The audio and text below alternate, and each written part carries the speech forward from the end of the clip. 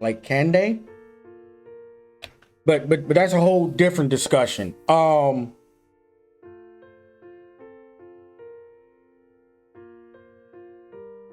don't know. I have been so frustrated about this loss all goddamn day, and it felt good to let it out a little bit. But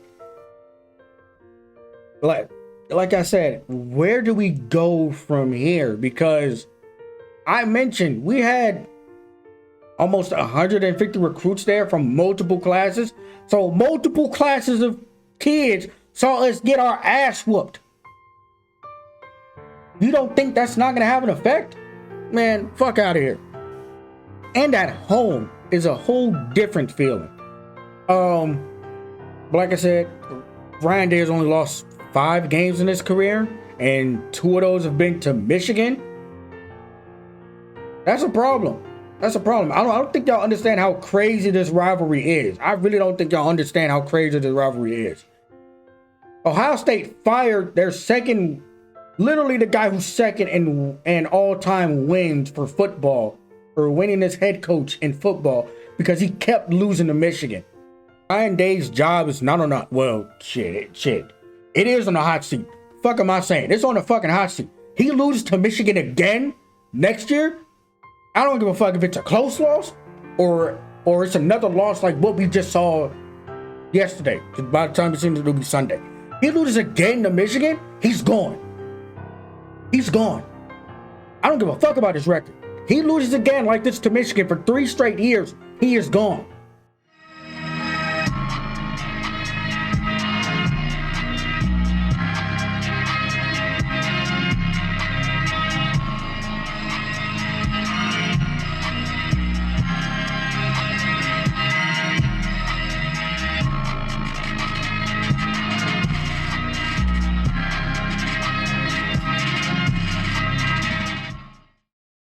All right, so back to what I was saying. Make sure you leave a like, hit that subscribe button, make sure you hit that bell notification so you're notified every single time I upload. And it's something I noticed over the course of, let's say, 3 years now. Literally 3 years, 3 full college football seasons. Whenever we play a receiver that's decent, and I mean any receiver that's decent, our DBs get cooked. And I don't know what the issue is, whether it's a mobile quarterback or a pocket passer. None of Ohio State's DBs ever turn around to look at the football, and they just give up chunk plays. Or you know what'll happen? They'll give a out and up to a fucking tight end and get burned for 60 yards. All while a Michigan receiver falls right in front of them and they stop their feet. I knew there was trouble in the back end when we played Toledo. Now, don't get me wrong, that quarterback from Toledo, he's nice. He will be in a he probably be in the portal after the MAC championship. He's nice. But that was the first sign I knew that trouble was afoot. When we couldn't stop Toledo from the scramble plays, the play after the play, what Bryce Young is really good at. The Toledo quarterback, Daquan Finn, I think they scored like what, 21 or 28 points. All of those points came off plays just like that, where if the pressure got home but they didn't get a sack and he scrambled around and found somebody wide open, that happened. But it wasn't just this game that kind of, raised an alarm with me. Fast forward a couple games, Penn State. This game raised my eyebrow for a couple of different reasons. One, let's start with the obvious. Our DBs play 8 to 10 yards off the line of scrimmage. And, we're probably playing zone or high man coverage. But they'll allow the short throw, keep everything in front of you. That's not a bother. The problem is when you keep everything in front of you and don't make the tackle, You give up a 60-yard run and catch for a touchdown, because that's what happened in that game. And what do you know? 2 months later, a month later, that's exactly what happened today. We had all the momentum. JJ McCarthy was not playing well. He was playing rattled. He was missing easy ass throws. But he hits on a curl route on time. The defensive back completely whiffs on the tackle, and the Michigan, I believe his name was Cornelius, which is an hilarious ass name. Mr. Cornelius Johnson went off. And now some of you might be thinking, oh, why are you that mad? There's only one touchdown. Remember how I said that anytime we play a decent receiver, our DBs get cooked? Yeah. That's all I need to fucking say about that. That's all I need to say. I legit don't know what's happening with our secondary when we play an offense with the post. It's either they can't cover and make tackles, or they cover and don't make tackles, which allows for even more yardage, or a combination of both. You can't have both. Not against a team that's worth the damn. You cannot have both. I thought the front seven played well for a majority of the game. I really thought they played well. Donovan Edwards was not really running the ball. Bro, I don't think y'all understand how frustrated I was after watching that game. We gave up 10 rushing yards in the first half. And in the second half, we gave up damn near 200. How is that possible in one half of football? I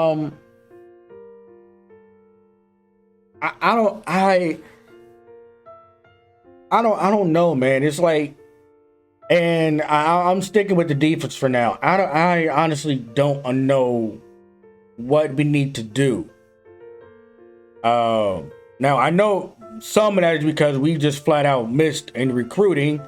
Whether it's Clark Phillips that's at Utah, who's literally a first round draft pick,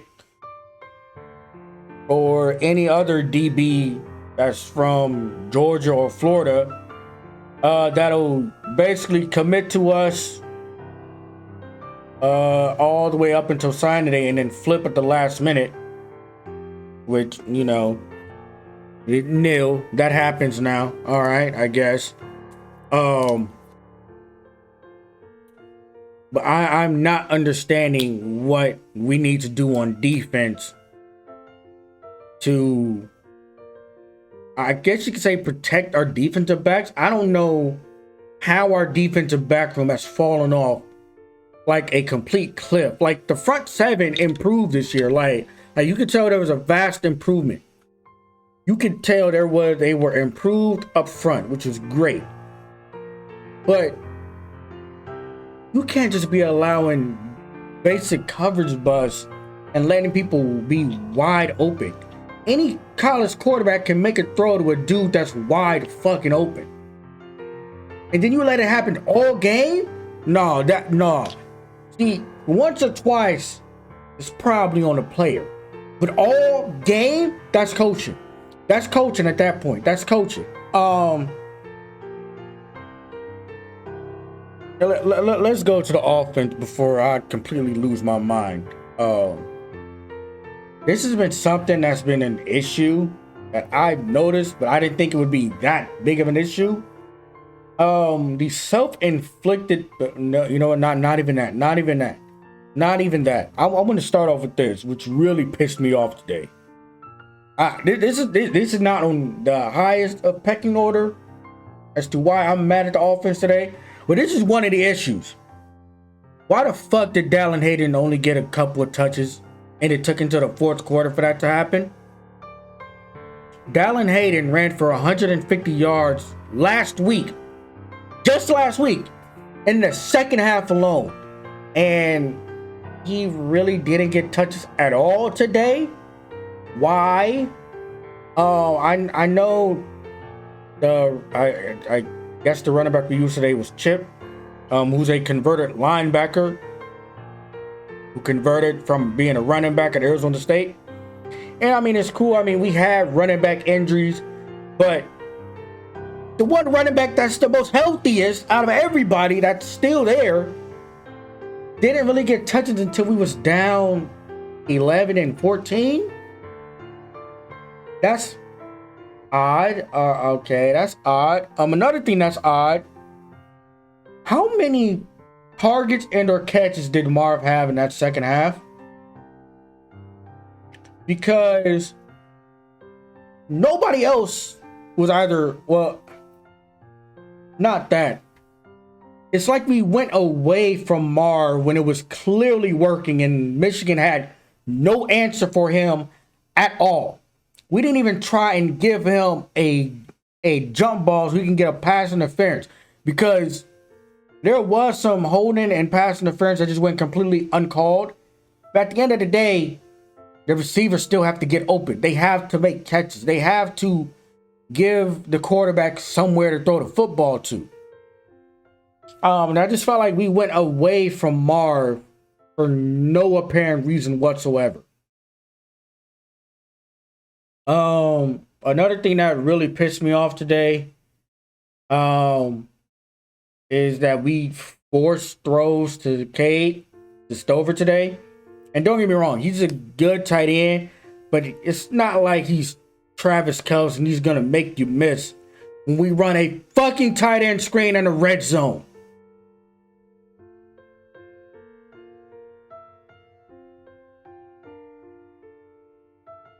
I just want to let y'all sink. Just let that marinate. We ran a tight end screen in the fucking red zone today. While we were leading, mind you, we could have put this game out of reach in the first half. But you know what we did? We let them hang around and they eventually got going in the second half. You cannot do that against good teams. You just can't.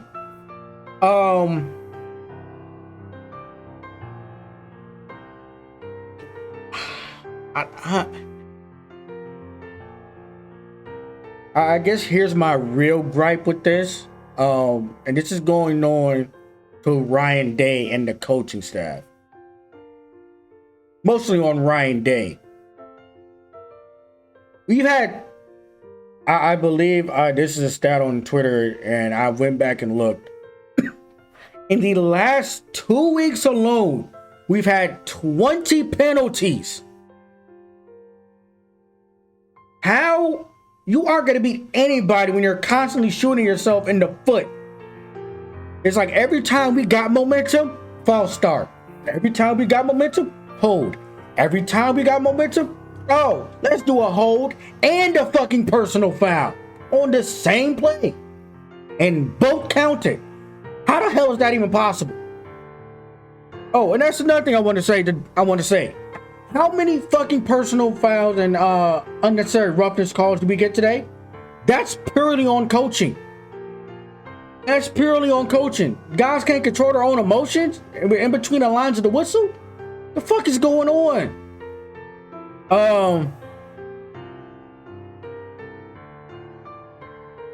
Like, we shot ourselves so much in the foot this game, it was just fucking ridiculous. Anytime we got momentum, it was a hold, a false start, or a pass interference. And you know what's crazy to me? None of that got called the other way. And to be fair, we lost by what, 3 touchdowns? So you could just take blaming the refs out of this. No, we just got our ass kicked front and center in front of the entire world. About 150 some recruits and all the hoes. So, and then after the game, you talking about, oh, if we managed to sneak in at 4, we'll be really dangerous. Shut the fuck up.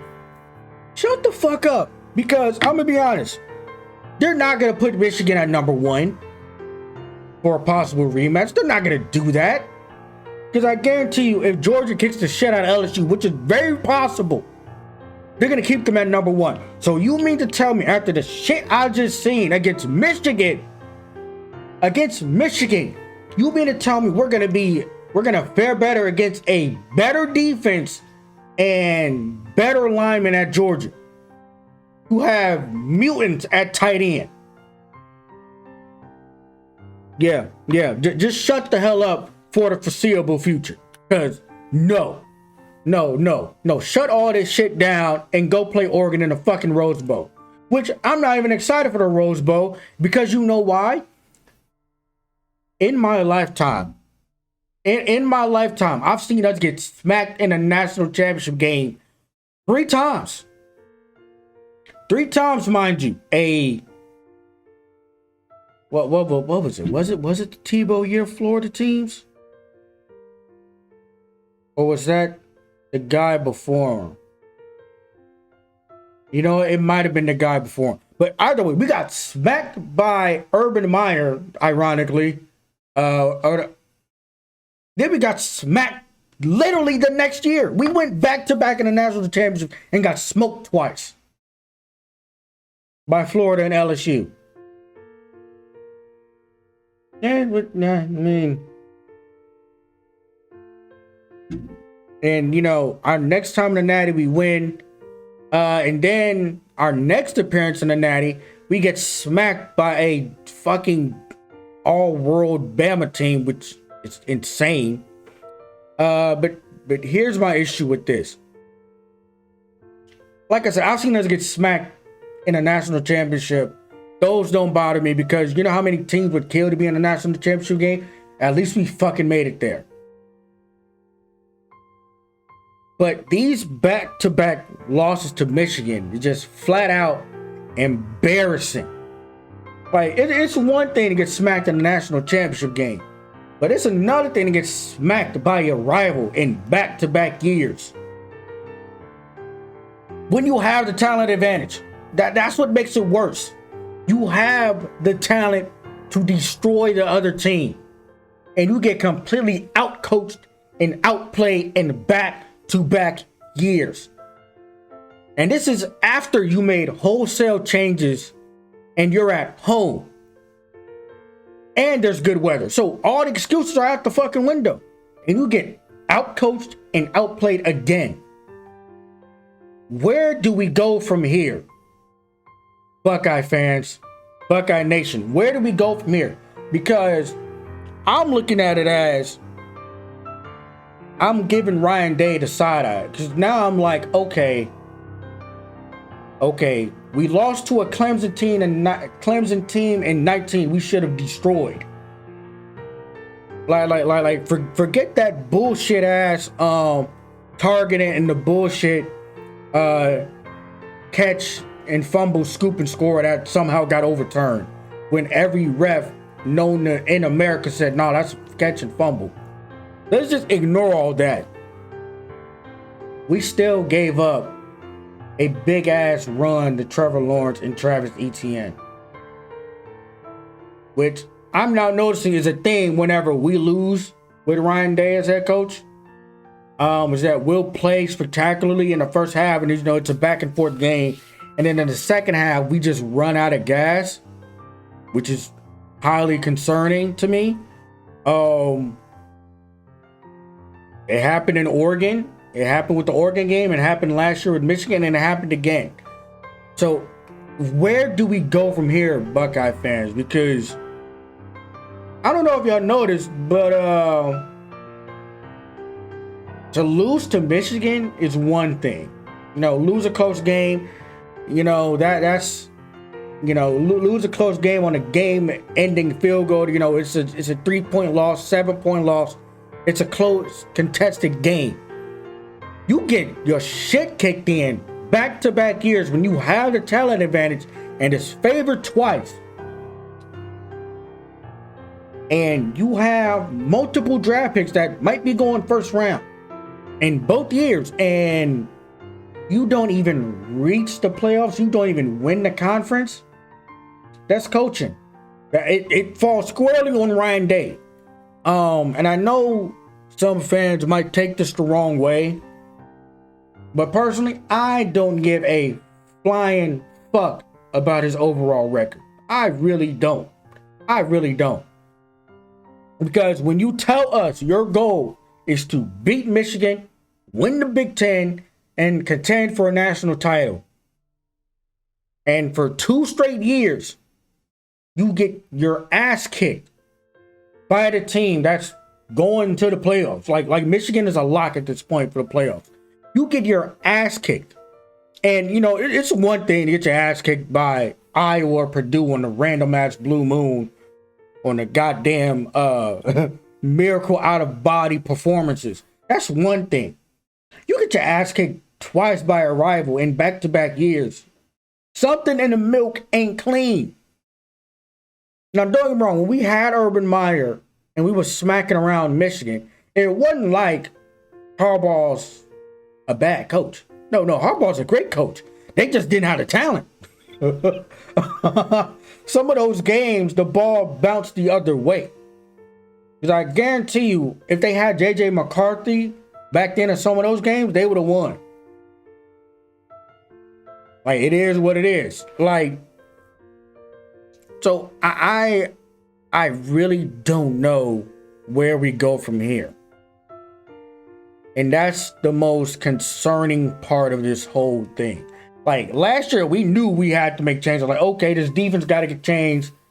Or we got to get better in the run game. We got to be tougher. And we proved, like, fam, you just don't hold a team to 10 rushing yards in an entire fucking half and they want to run the ball. That just doesn't happen without, you know, without you making wholesale changes and doing everything that's necessary to do that. But then you come out in the second half and you give up damn near 200 rushing yards. Something in the milk ain't clean, man. Something in the milk ain't clean. And I swear to God, if we somehow sneak in this playoff and get smacked again, I might lose my damn mind. Because I can feel it. I can feel it. I can feel that happening. I can feel that happening. They're like, oh, well, you know, they only lost to another top 3 team. We'll slide them in at 4, you know, if TCU or USC lose. Which, speaking of, I don't see. Can USC beat Utah? Like, can they? But that's a whole different discussion.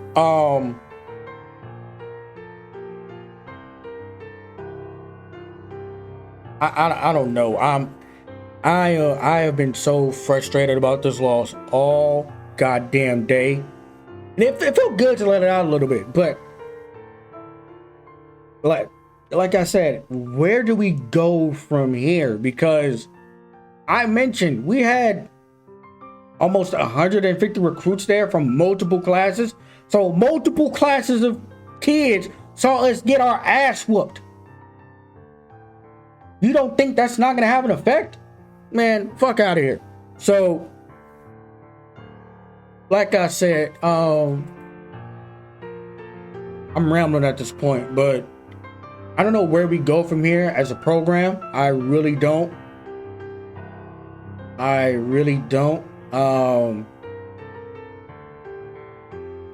be cool if it was a close loss. Because at least that you can stomach. You can at least stomach a close loss. Sure, you might be pissed off. You might be pissed as all hell. But you get flat out embarrassed. And at home is a whole different feeling. But like I said, Ryan Day has only lost 5 games in his career. And 2 of those have been to Michigan. That's a problem. That's a problem. I don't think y'all understand how crazy this rivalry is. I really don't think y'all understand how crazy this rivalry is. Ohio State fired their second, literally the guy who's second in all-time wins for football, for winning as head coach in football, because he kept losing to Michigan. Like Ryan Day's job is not on a, well, shit. It is on the hot seat.